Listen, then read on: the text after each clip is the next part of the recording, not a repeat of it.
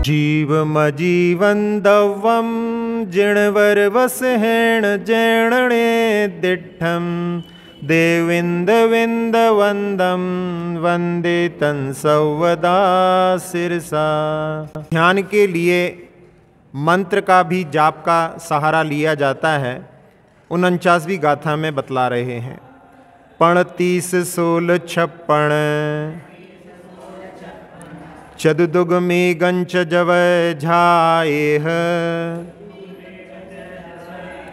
परमिट्टी वाचयाणम अन्नंच गुरुवये सेण। 35 यानी 35, 16 यानी 16 है, 56 यानी 6 और 5, चतुर्दुगम 4 और 2 और एगम, अन्नम चा गुरु वैसेण और अन्य भी मंत्रों का जो गुरु के उपदेश से प्राप्त होते हैं। परमेठी वाचयाणम, यहाँ जिन शब्दों को बतलाया था जिनमें अंक थे 35 16, वे सब परमेष्टि के वाचक हैं और उनमें उनका आधार लेकर के और अन्य भी जो गुरु के उपदेश से मंत्र आदि प्राप्त होते हैं उनका भी जवह झाएह। आचार्य नेमिचंद सिद्धांती देव बोल रहे हैं, इनका जाप करो और इनका ध्यान करो। ध्यान लगाने के लिए पहले मंत्रों का जाप करके और फिर उन्हीं मंत्रों का भी ध्यान कर सकते हैं और उसका जो है विस्तार भी कर सकते हैं। लेकिन जब भी ध्यान की भूमिका हो उसमें आचार्य महाराज का आदेश है कि पहले मंत्रों का आलम्बन लेकर के उनका जाप करना चाहिए और फिर ध्यान करना चाहिए। मंत्र वाक्यों का जाप किया जाता है वो पदस्थ ध्यान कहलाता है। पदस्थम मंत्र वाक्यस्थम, जो मंत्र के वाक्यों का आधार बना करके जाप किया जाता है और उसके बाद में उसका ध्यान किया जाता है तो वो पदस्थ ध्यान कहलाता है। यहाँ जितने अंक लिखे हैं वो तो उपलक्षण हैं, इसमें और भी यदि कॉम्बिनेशन बन सकते हैं तो उन अंकों को भी लेकर के उन परमेष्टि वाचक मंत्रों का प्रयोग करके उनका भी जाप किया जा सकता है।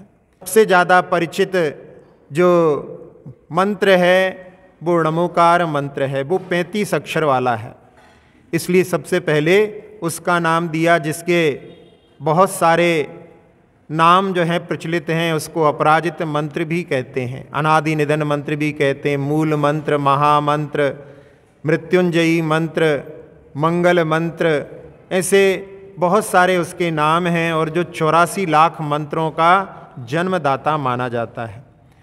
तो ऐसे महामंत्र को जिसको कि दूसरी शताब्दी में षटखंडागम के प्रथम खंड में आचार्य पुष्पदंत महाराज ने उसको लिपिबद्ध किया था। वैसे तो जो है अनादि मंत्र है लेकिन लिपिबद्ध की अपेक्षा से उनका नाम आता है। तो ऐसे महामंत्र का भी अपन पहले जाप करके और फिर ध्यान की भूमिका में पहुंच सकते हैं। ये एक ऐसा मंत्र है, वैसे कोई मंत्र होते हैं जहाँ पर यदि मंत्रों में कुछ अक्षर न्यून हो तो वो कार्यकारी नहीं होते। जैसा समंतभद्र स्वामी ने भी कहा है कि जो मंत्र अक्षर से न्यून होता है वो विष की वेदना को हरने में समर्थ नहीं होता, लेकिन ये एक ऐसा मंत्र है कि इसका एक एक अक्षर भी मंत्र है और इसमें कोई भी बीजाक्षर नहीं है और इसके आनुपूर्वी का भी ध्यान नहीं रखना पड़ता, यानी शुरू से आगे तक, पहले से जो है पीछे तक जाओ ऐसा नहीं, इसको कहीं से भी पढ़ सकते हैं। 3 प्रकार की आनुपूर्वी होती हैं, एक पूर्वानुपूर्वी यानी सीधा शुरू करके आखिरी तक जाओ, एक पश्चातानुपूर्वी होती है पीछे से आगे आओ, और एक यत्र तत्रानुपूर्वी होती है जिसमें कहीं से भी लेकर के आप इसको पढ़ सकते हैं। तो ऐसा ये महामंत्र है और इसका प्रयोग ऐसा होता है कि जिससे कोई भी कुप्रभाव नहीं पड़ता। ऐसे महामंत्र के लिए लेकिन शुद्धि का ध्यान रख करके ही इसका उच्चारण करना चाहिए। जहाँ आप पूजा पीठिका में पढ़ते हैं, चाहे अपवित्र हों चाहे पवित्र हों, लेकिन ध्यान करने में इसका कोई भी निषेध नहीं है, लेकिन उच्चारण जब भी करें तो पवित्रता के साथ ही करें। कि जो अपराजित मंत्र है इस पर किसी दूसरे मंत्र का प्रभाव नहीं पड़ता। एक सूरजमल बाबा जी थे, प्रतिष्ठाचार्य थे, वो बड़े ज्ञानी बाबा थे, आपके यहाँ भी आए हैं, सुना है ना? हैं? शांति विधान कर, उनने शांतिवाद लिखा है, जो हिंदी वाला पढ़ते उन्हीं का है। अच्छा, हमें मालूम नहीं, लेकिन सुना है हमने आपके यहाँ भी आए हैं ऐसा करके, सूरजमल जी बाबा जी जो थे। हाँ, तो वो जो है एक बार ट्रेन में जा रहे थे और एक ओघड़ बाबा वहाँ पर सबको जो है वहाँ से भगा रहा था बोगी में से, और इनसे भी बोला भाग जा बच्चा, नहीं तो मैं तुझे कच्चा खा जाऊँगा। इन्होंने रिजर्वेशन कराया था और उसी बर्थ पर ये तो बैठ गए और वो कहने लगे कि आज तुम बचोगे नहीं, और उन्होंने महामंत्र का जाप करना प्रारंभ कर दिया। उसने बहुत देर तक वहाँ पर प्रयास किया, वो पसीना पसीना हो गया, कुछ भी प्रभाव नहीं पड़ रहा है, और वो जाकर के टॉयलेट में वहाँ पर थोड़ी देर बाद लोगों ने देखा तो वो वहाँ पर मरण को प्राप्त हो गया था। उसने मारक मंत्र का प्रयोग किया था और यहाँ जो अपराजित मंत्र है उस पर कोई प्रभाव नहीं पड़ा, तो स्वयं वो जो है मरण को प्राप्त हो गया। तो ऐसी स्थिति रहती है। तो ऐसा ये अपराजित मंत्र है, और इसके प्रयोग में भी जहाँ ग्वालियर में कल्याण सागर जी महाराज ने इसका प्रयोग किया था, वहाँ पर करोड़ मंत्र का जाप करवा करके 2 पौधों को वहाँ पर, इसमें एक में साधारण पानी और एक में अन्य मंत्र के द्वारा और एक में महामंत्र के द्वारा, तो सबसे ज़्यादा वृद्धि महामंत्र के जल से सिंचन से वहाँ पर पौधे में हुई थी। तो ऐसे प्रयोग भी जिस पर हुए हैं, 52 मात्राएं हैं, उनका भी ध्यान रख करके उसका उच्चारण करना चाहिए। जहाँ नमो लोए सब साउड़म में ये जो शब्द है, लोए का ए है, वो एक मात्रिक है, उसको लंबा नहीं खींच सकते। यदि आप उसको लंबा खींचेंगे, वैसे जो संधि अक्षर होते हैं संस्कृत में दीर्घ होते हैं, लेकिन प्राकृत में विकल्प से लघु भी हो जाते हैं, तो यहाँ पर वो एक मात्रिक है, इसलिए उसको खींच करके नहीं पढ़ना। एक सेठ शिखर जी की यात्रा पर गए और बहुत सारे लोग उनके साथ में यात्रा पर थे, बैलगाड़ी से यात्रा थी। रास्ते में जहाँ भी रुकते थे, कभी कभी बीच जंगल में भी रुकना पड़ता था। सुरक्षा के लिए सेठ जी कहते थे कि सभी लोग महामंत्र का जाप करके, काफिला था उसके चारों ओर 3 बार जो है नमोकार मंत्र जपते हुए परिक्रमा करके और उसको सुरक्षित करके शयन करते थे। इस प्रकार से अच्छी सुरक्षित रूप से यात्रा चल रही थी। जब एक दिन दोपहर के समय एक डाकुओं का सरदार, जिसको देख करके ही समझ में आ जाए कि ये डाकू है, बड़ी बड़ी मूँछों के साथ में वहाँ पर आया और सेठ जी से कहने लगा कि रात में आपकी जो सेना सुरक्षा करती है, दिन में कहाँ गायब हो जाती है। सेठ जी ने सुना तो समझ गए कि ये महामंत्र का प्रभाव है कि दिव्य शक्तियाँ भी हमारी सुरक्षा के लिए आती हैं। और उन्होंने कहा कि लेकिन एक बात समझ में नहीं आई, उसमें एक सैनिक जो है उसका सिर नहीं है, केवल धड़ घूमता है। सेठ जी ने सुना तो एक पहले तो चौंके, लेकिन फिर ध्यान गया कि लगता है कहीं मंत्र के उच्चारण में गलती हो रही है। उन्होंने कहा कि कल फिर आप फिर मिलिएगा, फिर हम आपको रहस्य बतलाएंगे। और उन्होंने सबसे मिलकर के जब नमोकार मंत्र का जाप करना है तो उसमें कहाँ त्रुटि संभावित थी उसको देख करके उन्होंने बतलाया कि इस प्रकार से उच्चारण करें। वैसे तो आर्या छंद में पढ़ा जाए तो कोई बाधा नहीं है, उसमें पूरी तरह से सही उच्चारण होता है। नमो अर्हंताणम, नमो सिद्धाणम, नमो आयरियाणम, नमो अज्जायाणम, नमो लोए सव्वसाहुडम। तो इसमें ए का जो है उच्चारण एक मात्रिक होता है। इसी प्रकार से नमो अर्हंताणम, नमो सिद्धाणम, नमो आयरियाणम, नमो अज्जायाणम, नमो लोए सव्वसाहुडम। इसमें भी जो है पूरी तरह से मात्राएं व्यवस्थित रहती हैं। और यदि कोई फिल्मी धुनों पर गाते हैं, स्वर कोकिला ने गाया है, उसमें गाते हैं, तो फिर वो भजन के रूप में हो जाता है, वो मंत्र के रूप में नहीं रहता। तो उसमें नमो लोए ऐसा खींच दिया तो मंत्र की दृष्टि से वो सही नहीं माना जाता। भजन में आप गाओ, उसका निषेध नहीं है, लेकिन मंत्र का जाप कर रहे हैं अपन, जाप के रूप में उसका एक मात्रिक होना चाहिए। तो इस प्रकार से जब उन्होंने किया और अगले दिन जब वो सरदार आया तो उसके चेहरे पर एक अलग ही आश्चर्य था। वो समझ गए कि उसका प्रभाव हो गया है और उसने कहा कि आज आपकी जो सेना रक्षा कर रही थी वो सांगो पांग थी। क्या कारण है? सेठ जी ने उनको बतलाया। वो कहने लगा ये मंत्र हमको दे दो तो उन्होंने कहा ये मंत्र तभी काम करेगा जब आप 5 पापों का त्याग करोगे। पाप करते रहोगे तो ये आपके लिए सहकारी नहीं होगा। और उसको उस दृश्य को देख करके बड़ा आश्चर्य पहले ही हो गया था और उसने उस मंत्र को प्राप्त करने के लिए 5 पापों को छोड़ दिया। सरदार सुधरा तो साथ साथ में सारे लोग सुधर गए। तो ऐसा उस मंत्र का जाप भी अपने लिए शुद्धि के साथ में करना चाहिए। अब 16 अक्षर वाला जो मंत्र इसमें दिया हुआ है वो अरहंत सिद्ध आयरी उवज्जाय साहू, इसकी भी जाप, इसमें नमो नहीं बोल रहे हैं लेकिन इनके 5 परमेष्ठियों का जो नाम भी यदि उच्चारण कर लिया, 6 अक्षर का लिखा है उसमें अरहंत सिद्ध, इसमें यदि अरहंत सिद्ध बोलते हैं और साथ साथ में अरहंत भगवान हैं और वो अपने 4 अघातिया कर्मों को नष्ट करके सिद्ध बन रहे हैं, उनकी आत्मा ऊर्ध्वगमन कर रही है, इस प्रकार से देखते हुए भी उसका ध्यान कर सकते हैं।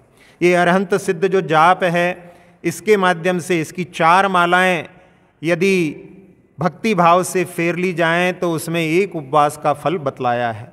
अब इसका अर्थ ऐसा नहीं ले लेना कि जब कभी कोई प्रायश्चित मिले जिसमें उपवास मिले तो सोचे कि चलो 4 मालाएं फेर लो अपना उपवास हो गया। ये तो जिनकी सामर्थ्य नहीं है वो उपवास नहीं कर सकते, तो उन लोगों के लिए भी इस प्रकार से भक्ति भाव से उपवास के फल को प्राप्त करने के लिए बतलाया है।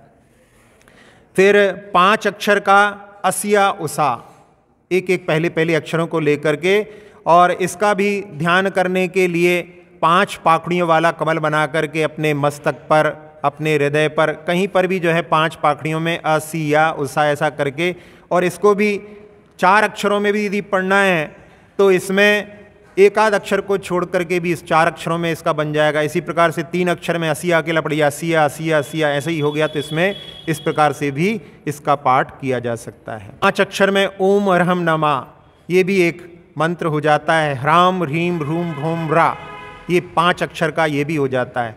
और इसमें असिया उषा में यदि असिया उषा नमा बोलते हैं तो वो 7 अक्षर का हो जाता है। 4 अक्षर में अरिहंत, 3 अक्षर में ओम नमः ह्रीम नमः, 2 अक्षर में अरहम सिद्धम सिद्ध, इस प्रकार से असी भी बोल सकते हैं, सिसा भी बोल सकते हैं, ऐसे भी जो है उनके एक एक अक्षर में 2 को लेकर के जाप किया जा सकता है। और 1 अक्षर में ओम ह्रीम, और वो 5 जो ह्राम ह्रीम ह्रूम ह्रूम रा थे उनको भी जो है एक एक अक्षर में वहाँ पर उच्चारण कर सकते हैं। ओम जो होता है उसमें 3 अक्षर होते हैं, 3 अक्षरों को मिलकर के ओम बना है, तो आ उ और मा मिलकर के बना है। प्राकृत ग्राथा में प्राचीन समय से 5 परमेष्ठियों को भी समाहित बतलाया है। अरहंत का आ, सिद्ध अशरीरी होते हैं उसका आ, आचार्य का आ, उपाध्याय का उ, साधु मुनि का मा, सबकी संधि करेंगे पहले अक्षरों की तो उसके माध्यम से ओम बन जाएगा। तो ओम में 5 परमेष्ठि भी समाहित हैं।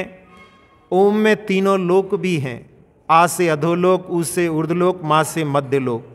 तो अपन ओम का यदि जाप करें, नाद करें, ध्यान करें तो उसमें 3 लोकों के जिनालयों की वंदना भी अपन उसके माध्यम से भाव से कर सकते हैं।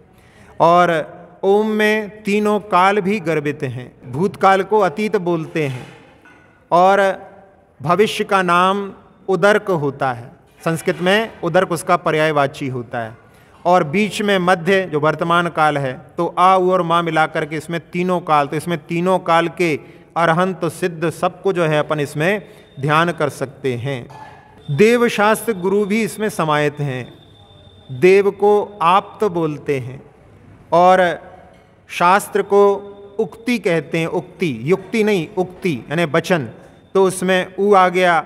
और साधु के लिए मुनि तो अपन ने पहले ही लिया था, तो इस प्रकार से देवशास्त्र गुरु भी ओम में समाहित हैं। रत्नत्रय भी इस ओम में समाहित है। सम्यक दर्शन को आत्मावलोकन कहते हैं, तो आ हो गया। सम्यक ज्ञान जो है उपदेश, तो उससे उ आ गया। और सम्यक चारित्र पाप से मौन होना होता है, तो उससे माँ ले लिया। 6 द्रव्यों में पुद्गल अचेतन है, जीव अपन पढ़ कर के आए हैं, ऊर्ध्वगमन स्वभावी है। और बाकी के 4 द्रव्य जो हैं मध्यस्थ हैं। इस प्रकार से 6 द्रव्य भी इसमें समाहित हैं। 24 तीर्थंकर भी आ से आदिनाथ, मा से महावीर, और 22 तीर्थंकर उत्तरवर्ती, आदिनाथ भगवान के उत्तरवर्ती, उससे ऊ ले लिया। इस प्रकार से 24 तीर्थंकर का भी उसमें ध्यान कर सकते हैं, जाप कर सकते हैं। 7 तत्वों के बारे में, जहाँ अजीव, आश्रव, बंध, संवर, निर्जरा, ये सब कर्म से संबंधित होने के कारण में इनको अपन अचेतन लेकर के इससे आ ले लो। और जीव जो है उत्कृष्ट है और मोक्ष का मान ले लो। इस प्रकार से 7 तत्व भी इसमें गर्भित हैं। और 9 पदार्थ में पाप पुण्य भी वो कर्म की प्रकृतियां हैं। इस प्रकार से उनको भी जोड़ने से 9 पदार्थ भी अपन उसमें सम्मिलित कर सकते हैं। 4 आराधनाएं होती हैं। दर्शन आराधना, आत्म सिद्धान उसका आ, ज्ञान आराधना को उसको उद्योतित करना कहते हैं, तो उससे ऊ, और तप और चारित्र आराधना से मध्यस्थता आती है। तो इस प्रकार से 4 आराधनाएं भी उसमें सम्मिलित हैं। 3 आत्माएं, बहिरात्मा, अंतरात्मा, परमात्मा। प्रत्येक आत्मा में तीनों आत्माएं रहती हैं। तो उसमें जो अभी परमात्मा हैं, पूर्व में वो अंतरात्मा थे, उसके पूर्व में बहिरात्मा थे। तो इस प्रकार से प्रत्येक आत्मा में तीनों आत्माएं होती हैं। उस दृष्टि से जहाँ बहिरात्मा होता है उसमें उसकी बाहर दृष्टि होती है, अंतरात्मा में आत्मा की ओर दृष्टि रहती है, और इन दोनों से ऊपर उठ कर के परमात्मा पद को प्राप्त करते हैं। तो उसमें जब ओम का नाद किया जाता है तो अ जब उच्चारण होता है उसमें आ में ध्वनि या सांस बाहर जाती है, ऊ में अंदर आती है। तो आ जो है उसमें बहिरात्मा का प्रतीक, ऊ जो है अंतरात्मा का प्रतीक, और जब दोनों होंठ मिल जाते हैं तब उस समय में वो परमात्मा का प्रतीक। इस प्रकार से इसमें ओम का कितना विस्तार है। एक ग्रंथ है जिसमें कुमार कवि ने रचना की है, आत्म प्रबोध। उसमें उन्होंने 5 ज्ञान और मोक्ष को इसमें गर्भित किया है। मति ज्ञान को आभिनिवोदिक बोलते हैं, तो उसका आ, शुद्ध ज्ञान आगम ज्ञान है तो उसका भी आ, अवधि ज्ञान में तो आ है ही, और मनः परे में मन का एक नाम अंतःकरण भी होता है, तो अंतःकरण पर्याय ज्ञान हो गया। और केवल ज्ञान उत्कृष्ट ज्ञान है, और मोक्ष का माँ। तो उन कवि ने बहुत पहले इस प्रकार से इनमें 5 ज्ञान और मोक्ष को सम्मिलित किया था। प्राकृत गाथा में 5 परमेष्टि को और भी चिंतन किया जाए तो उसमें अपन अपनी यदि इसमें प्रज्ञा का प्रयोग करें तो बहुत सारे इस प्रकार से भाव निकाल सकते हैं। इस गाथा में लिखा हुआ है कि अन्य भी गुरु के उपदेश के माध्यम से मंत्रों का या उनके द्वारा बतलाए हुए जो भी होते हैं उनके माध्यम से ध्यान कर सकते हैं, जाप कर सकते हैं। जब शिवभूति महाराज, जिनको महामंत्र स्मरण नहीं होता था और उनके गुरु से वो निवेदन करते थे, तब उनके गुरु उनके लिए छोटे छोटे मंत्र समझाते थे, बतलाते थे। तो उन्होंने माँ रुष माँ तुष ये मंत्र बतलाया था, और उनकी स्मरण शक्ति इतनी कम थी, उन्होंने ऐसा ज्ञानावर्णी कर्म का बंद किया था पहले साधुओं के ऊपर कि ये जबरदस्ती पकड़ पकड़ करके दीक्षा दे देते हैं। इस प्रकार के भाव से उन्होंने ऐसा जो है ज्ञानावर्णी कर्म बांधा था कि उनको कुछ भी स्मरण में नहीं रहता था। और वो मारुष माँ तो उसका अर्थ था कि राग मत करो, द्वेष मत करो, लेकिन वो भी बोलते बोलते मारुष मातुस उनका तुष्मास हो गया, और वो भी उनके लिए कल्याण के लिए कारण बन गया। उन्होंने किसी माँ को दाल धोते हुए देखा, छिलके और दाल के अलग अलग देख करके उनको भेद ज्ञान की दृष्टि वहाँ पर प्राप्त हो गई, और उन्होंने एक बार ध्यान में बैठ करके और चारों घातिया कर्मों को नष्ट कर लिया।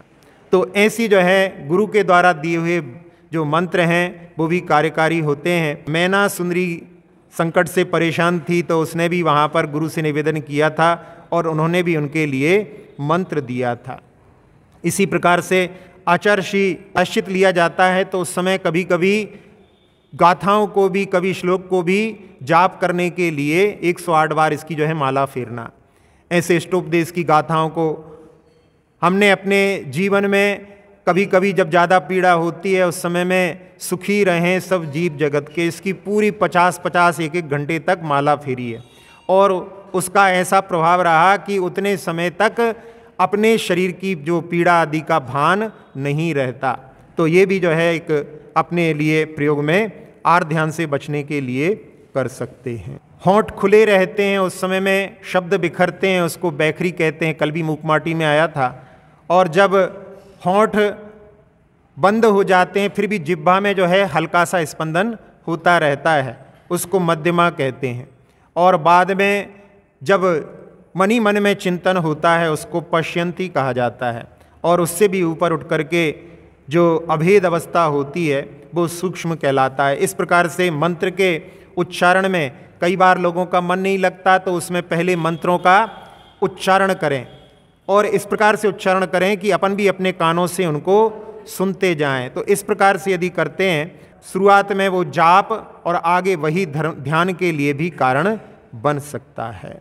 अक्षर पद मात्रा से दूषित वचन अगर ममहीन रहे और प्रमाद कषाय के वश में सम्यक अर्थ विलीन किए, जिन वाणी माता मेरी उन सब त्रुटियों को क्षमा करें, दे आशीष शीघ्र हम सबको केवल लब्धि रमा मिले। प्राप्त हमें हो बोधि समाधि परिणामों की शुद्धि हो, निज आत्म उपलब्ध हमें हो, शाश्वत सुख की सिद्धि हो। चिंतित वस्तु दात्री माता चिंतामणि उपमा भाति, करो वंदना पूर्ण विनय से चरण रखूं मैं ये पाती। कर जिन वाणी स्तुति तन की ममता टार, महामंत्र का जाप अब सभी जपें नव बार।